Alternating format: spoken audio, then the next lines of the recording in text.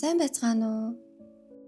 Өнөөдөр би та бүхэндээ самадик арга зүй буюу бие махбодын төрөлхийн мэрэгэн ухаанаар дамжуулан эдгэрэл, дотоод тэнцвэрээ олох суур мэдлэгийг олгох болно. Чухал илтгэлийн өмнө зүрх яагаад хүчтэй дэсдэг? Эсвэл стрессийн дараа туйлдсан мэт мэдрэмж яагаад төрдөг талаар та бодож үзэж байсан уу? Зарим өдөр амьдралын ямар ч нөхцөл байдлыг түүхгүй даван туулж чаддаг атлаа өөр нэг өдөр өчүүхэн зүйл хүртэл таныг хэд ачаалалд оруулж байсныг анзаарч байсан байх. Өнөөдөр бид эдгээр мэдрэмжийн цаад шалтгааныг тайлбарлаж таны мэдрэлийн тогтолцоог судлах болно. Мэдрэлийн тогтолцоо нь яг л таны биеийн дотоод удирдлагын төв шиг ажилдаг. Энэ бичлэгийг сонсож дуусах үедээ та мэдрэлийн тогтолцоо хэрхэн ажилдаг үндсэн ойлголтыг авч яагаад энэ мэдлэг нь эдгэрэл өсөлтийн замд маш чухал болохыг ойлгох болно.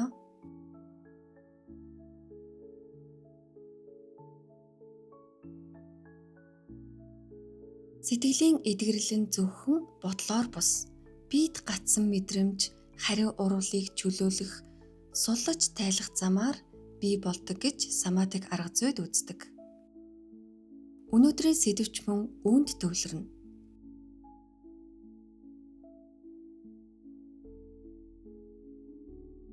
Та мэдрэлийн тогтолцоогоо таны биеийн дотоод Wi-Fi сүлжээ гэж төсөөлөөрэй.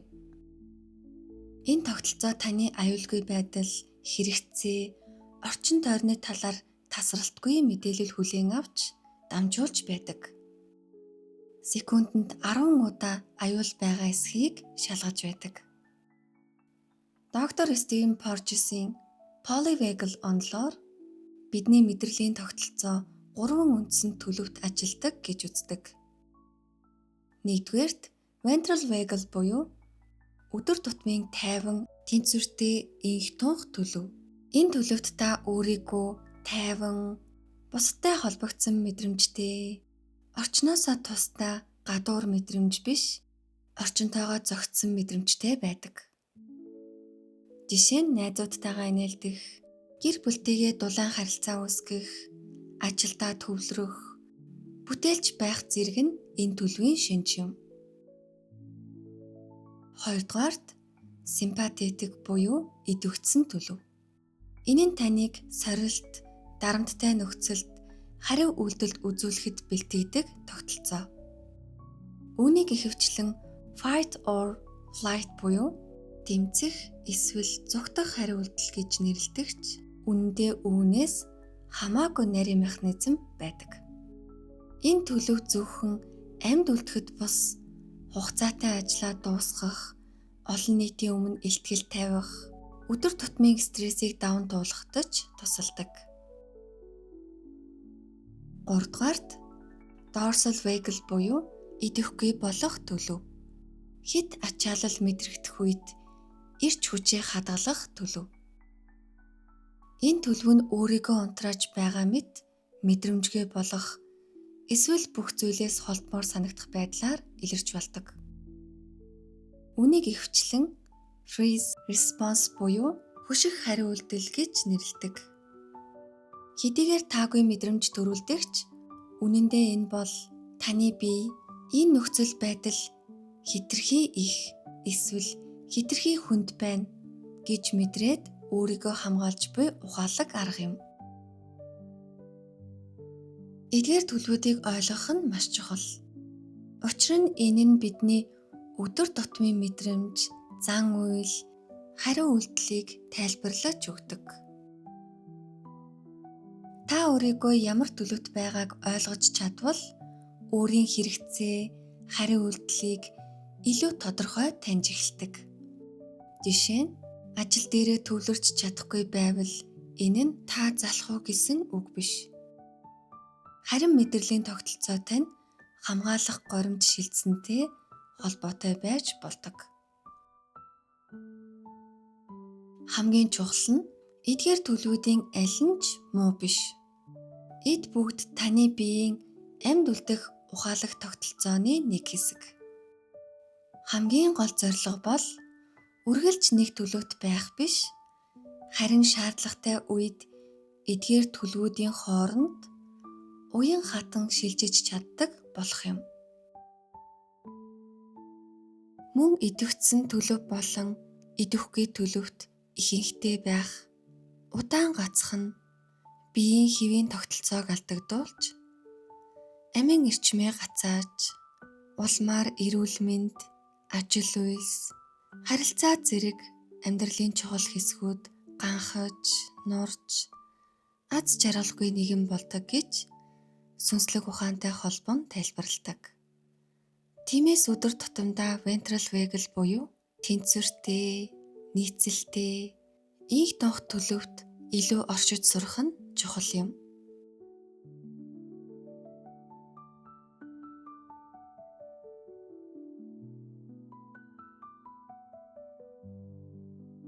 Таны мэдрэлийн тогтолцоо ямар төлөвдөрөө байгааг өдөр тутамдаа ажиглаж эхлэх энгийн арга бол хаяа төр зогсоод өөрөөсөө ингэж асуух юм. Би яг одоо хэр анзаарахтай, санамсартай байна вэ? Миний эрч хүч, энерги ямар байна вэ? Би орчинтойгоо өөрийгөө холбоотойгоор мэдэрч байна уу? Эсвэл тасарсан мэт мэдэрч байна уу?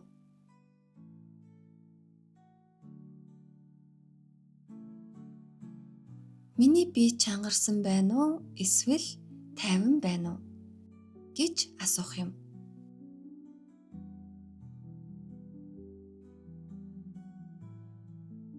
Эдгээр асуултыг асуугаад шууд өөрчлөх гэж оролдохгүйгээр зүгээр л ажиглаж эхлэх нь мэдрэлийн тогтолцоотойгоо холбоо тогтоох эхний алхам болдог. Таны бие төрөлхийн мэргэн ухаантай. Харин бид дуу хоолойг нь сонсож сурах л хэрэгтэй. Одоо бүгдээрээ биеийн төрөлхийн мэргэн ухаан, мэдрэлийн тогтолцооны хариу үйлдэлүүдийг ойлгосноор өөрийн бие махбодтойгоо хэрхэн илүү зөв харилцаж сурах талаар цааш нь ярилцъя. Гинэд чангадуу сонсоод зүрх хүчтэй цохилж эхлэх, стресстэй нөхцөл байдлаас зүхтах хүсэл төрөх, эсвэл хит их дарамт мэдрэх үед хөдөлжиж чадахгүй, боджиж чадахгүй болох зэрэг мөчүүд хүмүүрт тохиолддог. Эдгээр хариу үйлдэлүүд яагаад үүсдэг? Юу илэрхийлдэг?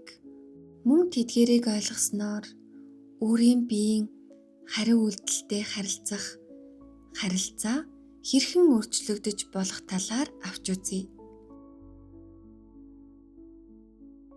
Fight, flight, freeze буюу тэмцэх, зүхтах, хөшөж гацах гэж нэрлэгддэг эдгээр амь хамгаалах хариу үйлдэлүүд нь хүнийг олон мянган жилийн турш амьд үлдэхэд тусалсан маш ухаалаг хамгаалах механизм юм. Одоо мэдрэлийн тогтолцооны энэ үндсэн 3 төлөвийн амь хамгаалах хариу үйлдэлүүд бие дээр хэрхэн мэдрэгддэг, яагаад идэвхждэг талаар тайлбарлая. Эхнийх нь fight буюу тэмцэх хариу үйлдэл. Энэ үед мэдрэлийн тогтолцоо таныг үйлдэл хийхэд бэлддэг.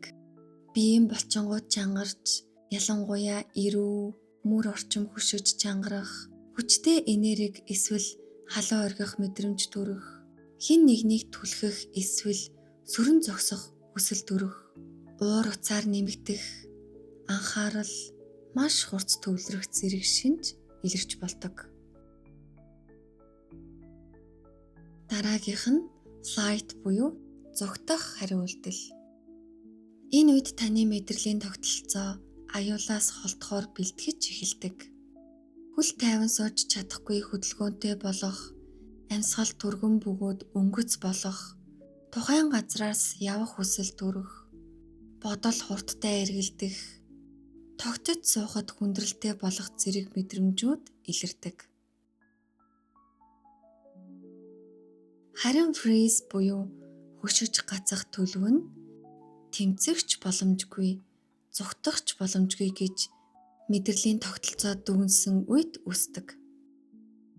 Энэ үед бие хүндэрч, хөдөлж чадахгүй мэт санагдах, толгой хоосрох, орчноосоо тасарсан мэт мэдрэмж төрөх, амьсгал удаашрах, эсвэл амьсгалаа түгжих, мэдээ алдах мэт биеэсээ таслагдсан хол хөндийн мэдрэмж төрөх зэрэг шинжүүд илэрч болдог.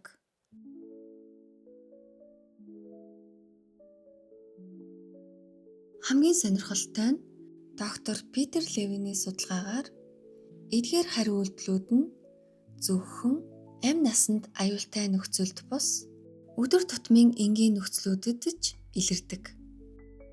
Жишээлбэл ажлын танилцуулгын үеэр хөшиж гацах, олон нийтийн орчинд тайван бус болж зүгтах мэдрэмж төрөх, эсвэл хэн нэгэн таны хэл хязгаарыг зөрчихэд түрэмгийн хариу үйлдэл үзүүлэх зэрэг нь бүгдээрээ мэдрэлийн тогтолцооны амь хамгаалах зүүн юм.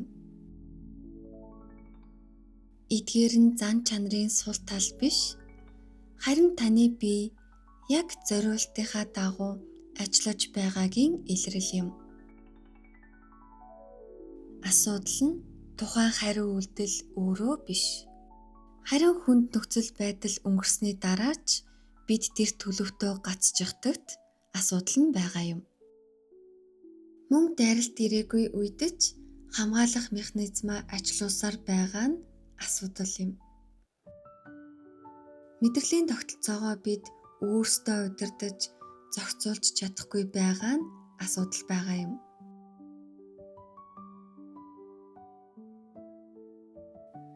Доктор Бэсэл ван дер Колкийн тайлбарснаар сэтгэлийн шок гэмтэл нь зөвхөн үйл явдлаас бус, харин тухайн үед үүссэн хамгаалах хариу үйлдэлээ бүрэн гүйцээж чадаагүйгээс мөн бий болдог.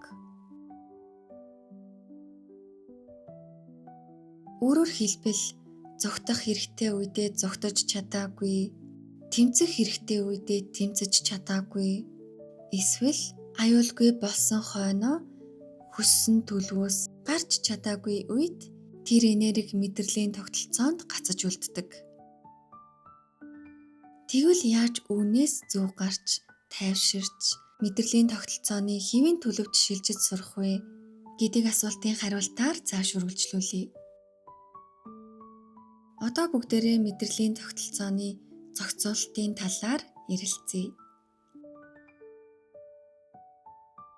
Мэдрэлийн тогтолцооны эрүүл байдал гэдэг нь идэвхжил ба амралтын хоорондох уян хатан зөөлөн хөдөлгөөн юм. Жишээ нь зам дээр нэг машин таны урдуур огцом орж ирвэл таны мэдрэлийн тогтолцоо идэвхжих шаардлагатай болдог. Харин аюул өнгөрснийг ойлгосны дараа буцаад тайвширч чаддаг байх нь эрүүл мэдрэлийн тогтолцооны шинж юм.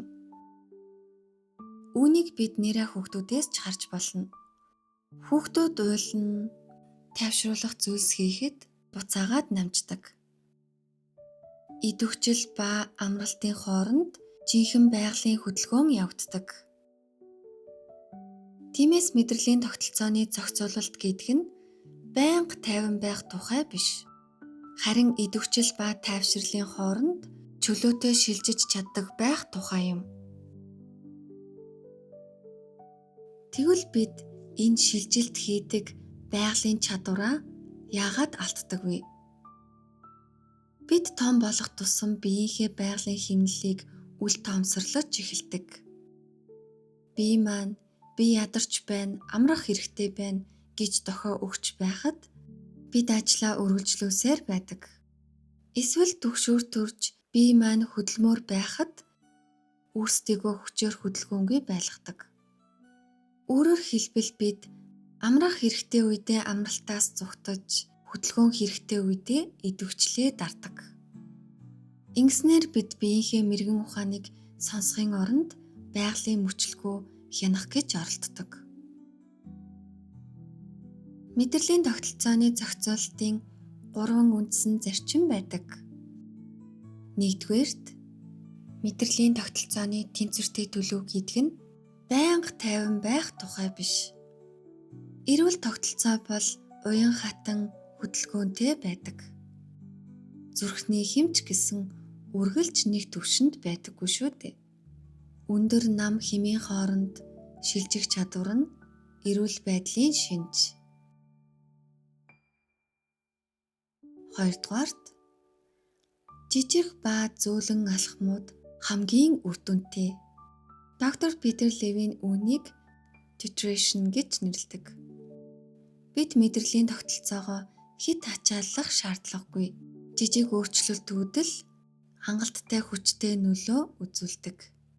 Жишээ нь хэрэв танд fight энерги илүү мэдрэгдэж байвал магадгүй зүгээр л гараа аажмаар хатгах төдийд бие тань энэ мэдрэмжийг аюулгүйгээр мэдэрч болдог юм байна гэж сурч эхэлдэг.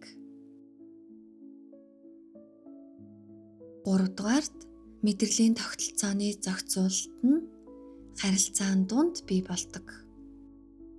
Бусад хүмүүстэй харилцахдаа, орчинтойгоо холбогдохдоо, мөн өөрийн биетэйгээ холбоо тогтоохдоо мэдрэлийн тогтолцоо тайвширдаг. Хүнд өдөр өнгөрсний дараа аюулгүй санагддаг, сэтгэл зүйн аюулгүй орчин бүрдүүлж чаддаг хүнтэй уулзахад мөр тань автоматар сулрах мэдрэмж төрж байсан уу? Энэ бол co-regulation буюу биеийн мэдрэмжээр дамжуулан мэдрэлийн тогтолцоогоо харилцан удирдах зохицуулалт юм. Мөн бидний орчинч нөлөөлдөг. Мэдрэлийн тогтолцоо үргэлж аюул болон аюулгүй байдлыг хайж байдаг. Тиймээс орчиндөө байгаа аюулгүй дохио буюу таатай мэдрэмж төрүүлдэг зүйлсэд зориуд анхаарлаа хандуулах нь хүртэл мэдрэлийн тогтолцоог тайвшруулах нөлөөтэй.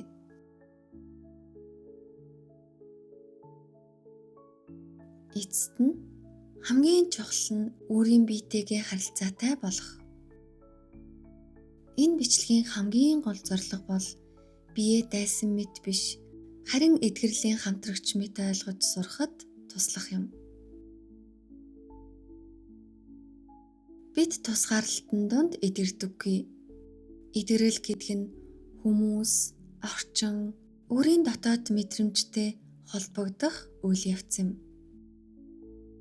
Мэдрэлийн тогтолцооны төлөвийн шилжилт, зохицуулалт хийж сурснаар идэвхцэн хамгаалтын төлөвөөс өөрийгөө суллаж, мэдрэлийн тогтолцооны ventral vagal буюу нээлттэй, итгэлтэй, хөгжилтэй, тэнцвэртэй, чөлөөтэй, сониуч, суралцагч, бүтээлч, их донх төлөвтөө илүү оршиж, харилцаагаа, ажил хэрэгээ, амьдралаа энэ төлөвөөс бүтээвэл бид бие, сэтгэл, сүнсний түвшиндөө жинхэнэ аз жаргалыг хүртэнэ гэж үздэг.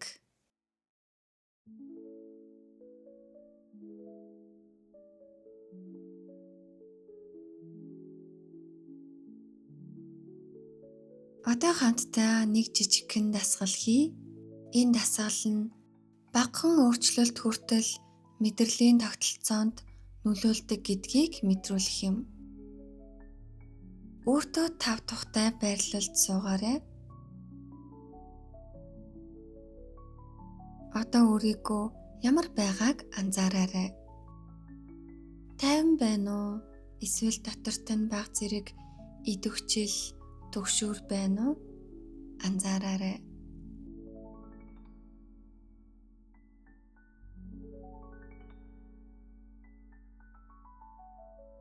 Одоо зүгээр л энгийн амьсгал аваад гаргахдаа арай удаан гаргаарай. Ердөө 1-2 секундээр л уртасгахад хангалттай. Амьсгалаа аваарай. Одоо арай удаан гарга.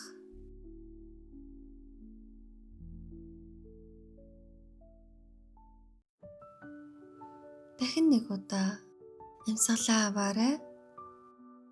Одоо арай удаан гаргаарай.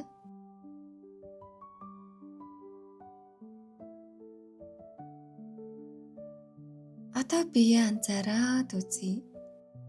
Ирэв суларсан, мөр буусан, би бага зэрэг тайвширсан байна уу? Анзаараад үзье.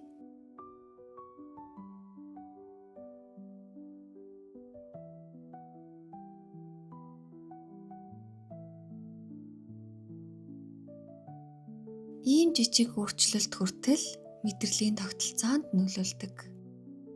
Бид ямар нэг зүйлийг хүчээр өөрчлөхгүй. Зүгээр л биедээ арай илүү орон зай өгч байгаа хэрэг. Та өдөр тутамдаа би өөрийн бие болон мэдрэлийн тогтолцоонд аюулгүй байдлыг мэдрэх багахан ч гэсэн илүү орон зайг яаж өгөх вэ гэж асууж өөрийн биеэ сонсоорой. Ингэж биетэйгээ алхам малхмаар холбоо тогтоосоор таны мэдрэлийн тогтолцоо шилжилт хийх, өөрийгөө зохицуулах чадамжтай болдог. Мэдрэлийн тогтолцоо чадамжтай болох тусам та давших үедээ давшиж, зориглох, үйлдэх үедээ хурдтай хөдөлж, амрах үеэ мэдэрч, анзаарч, өөртөө орон зай, цаг хугацаа, амралт, зогсолт өгч сурна. Ингэж сурснаар л ертөнцийн хязгааргүй баян, өгөөмөр, оршихуйн урсгалд нийцэж, хүссэн, зорьсон, сансан бүхнээ бүтээх болно. Танд амар амгалан, хайр, бүтээгч хүчийг илгээе.